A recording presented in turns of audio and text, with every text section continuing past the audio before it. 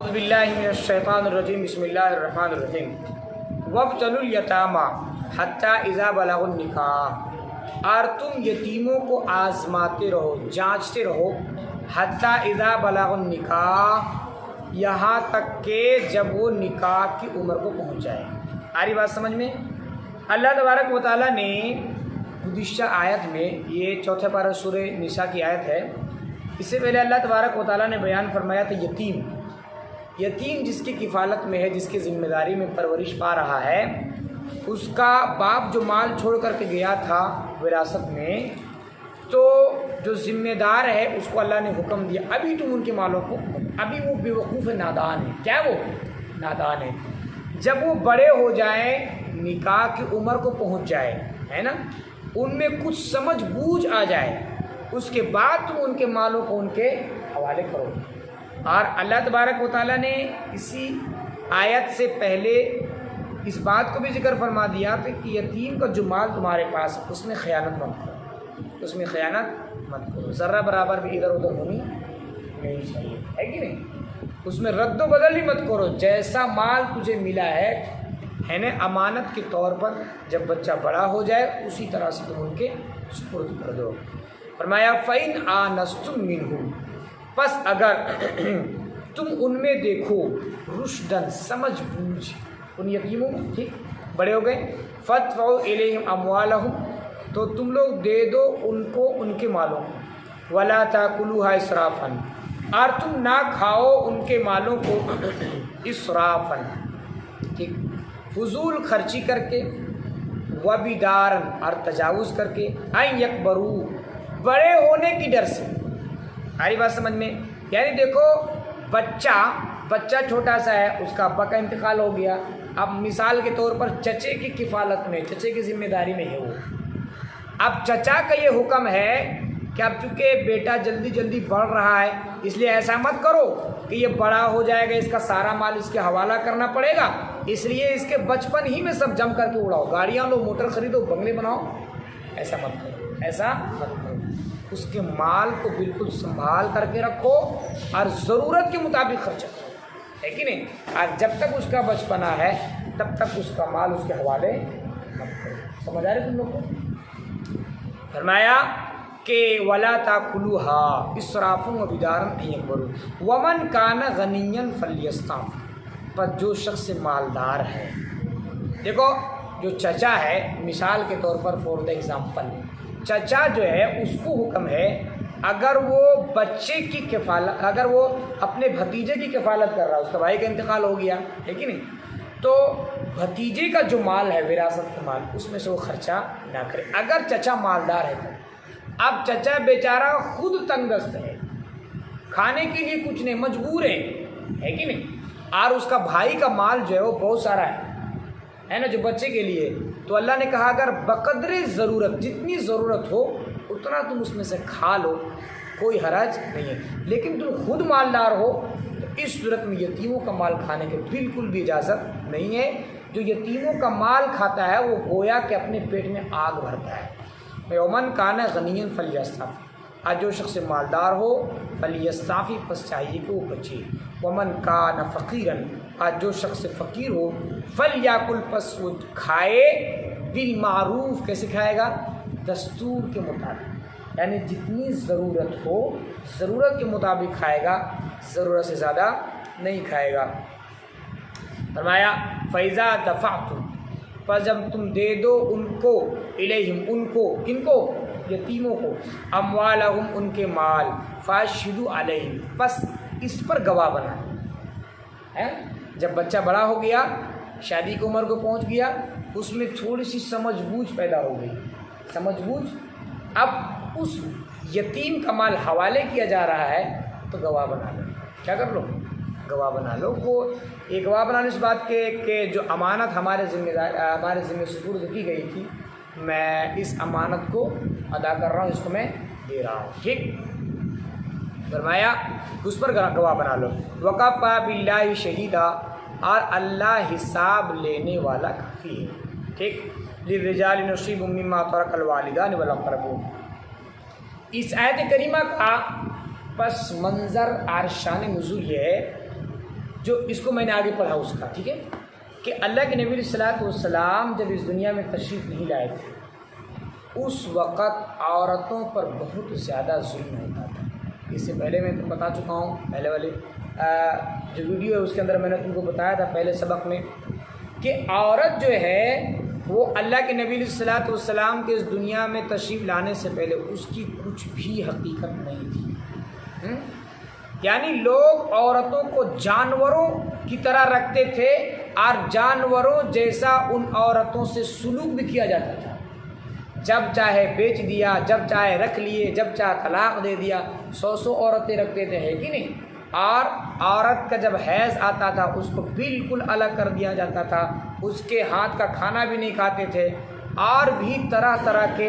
اور بعض لوگ وہ لوگ تھے جو کہتے تھے عورت تو کوئی چیز ہی نہیں، عورت تو کوئی چیز نہیں، وراثت میں باپ مال چھوڑ کر کے جائے اس میں عورتوں کا حقوق نہیں دیا جاتا تھا، اور بھی بے شمار ظلم و زیادتی ہوا کرتی عورتوں پر، ان کا حقوق کس نے دیا؟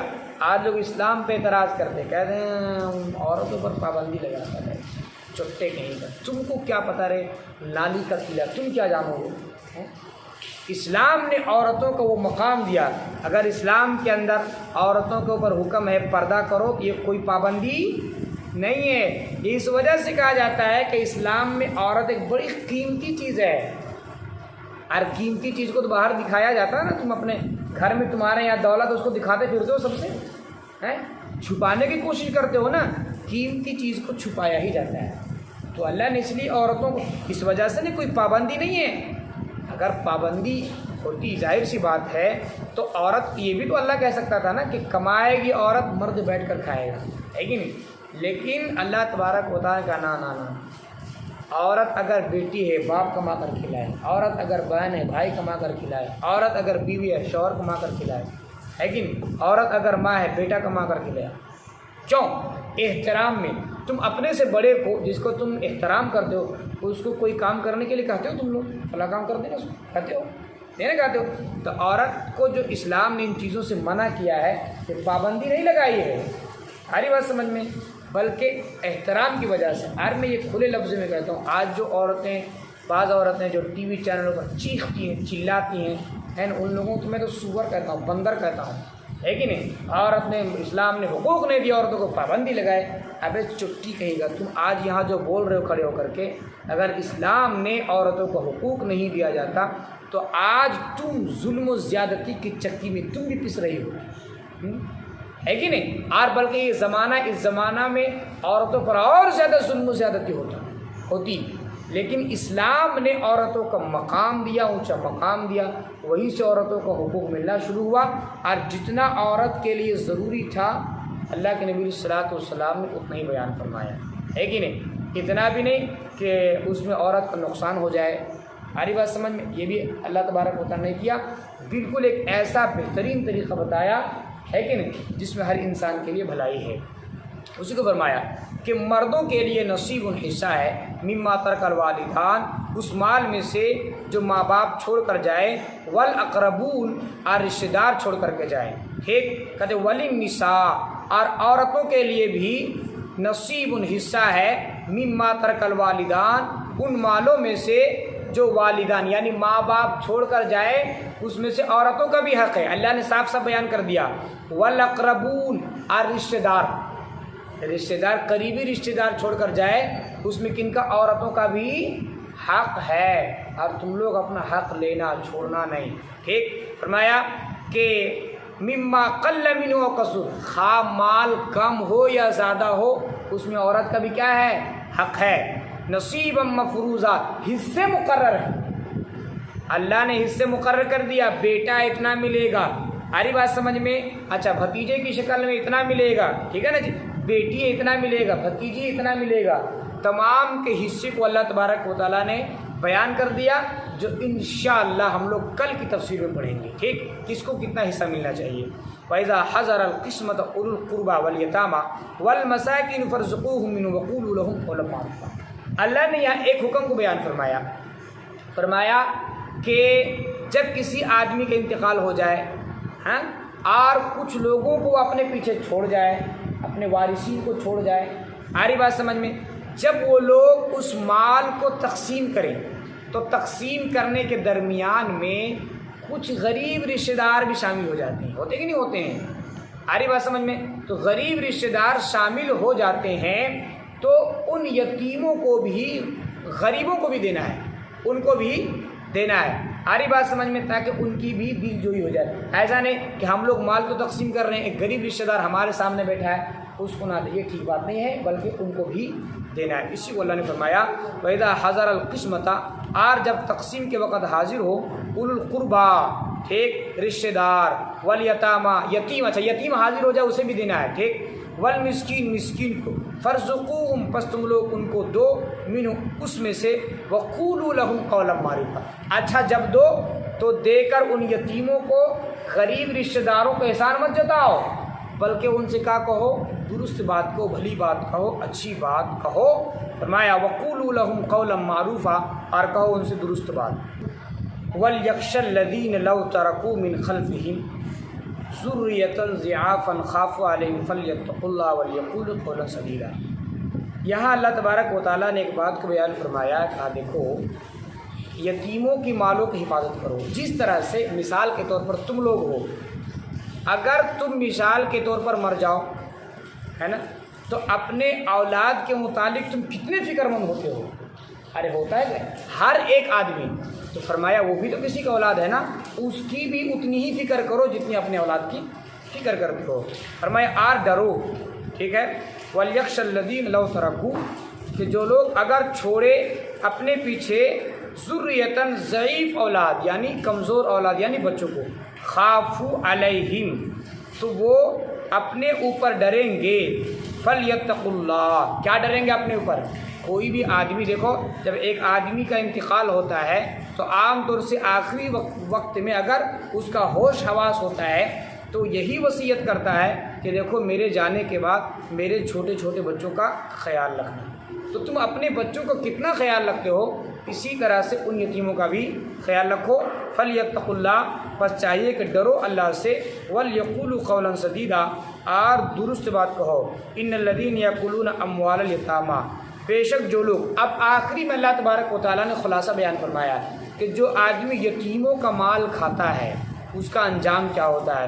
فرمایا جو لوگ کھاتے ہیں اموال الیتیمہ، یتیموں کا مال، ظلماً، ظلم کر کے، کوئی یتیم ہے، کوئی بچہ ہے، اس کا حق سرے سے حذف کر دیا۔ ایسا بہت ہوتا ہے کہ بچپن میں ہی اس کے باپ کا انتقال ہو گیا، ماں تھی، ماں کہیں اور شادی کر کے چلی گئی، ہے کہ نہیں، چھوٹا بچہ ہے وہ نانی گھر چلا گیا، اس کے حقوق کو سرے سے حذف کر دیا جاتا ہے، ختم کر دیا جاتا ہے۔ تو اللہ تبارک و تعالیٰ نے بڑی سختی کے ساتھ منع فرمایا کہ جو لوگ ان غریبوں کا، ان یتیم چھوٹے چھوٹے بچوں کا، وہ یتیم ہی ہے، وہ اگرچہ اس کے نانی گھر میں پرورش پا رہا ہے کہ نہیں، نانی گھر والے مالدار ہے وہ الگ بات ہے، لیکن شریعت کے نظر میں وہ کیا ہے؟ یتیم ہے۔ اور ایسے مالوں کو، اس طرح کے زمینوں کو جو لوگ رکھتے ہیں، اللہ نے فرمایا انما یاکلون، بلا شبہ وہ لوگ کھاتے ہیں یا بھرتے ہیں اپنے پیٹ میں آگ، وسیصلون سعیرا، اور عنقریب وہ لوگ داخل ہوں گے سعیرا، دہتی ہوئی آگ میں۔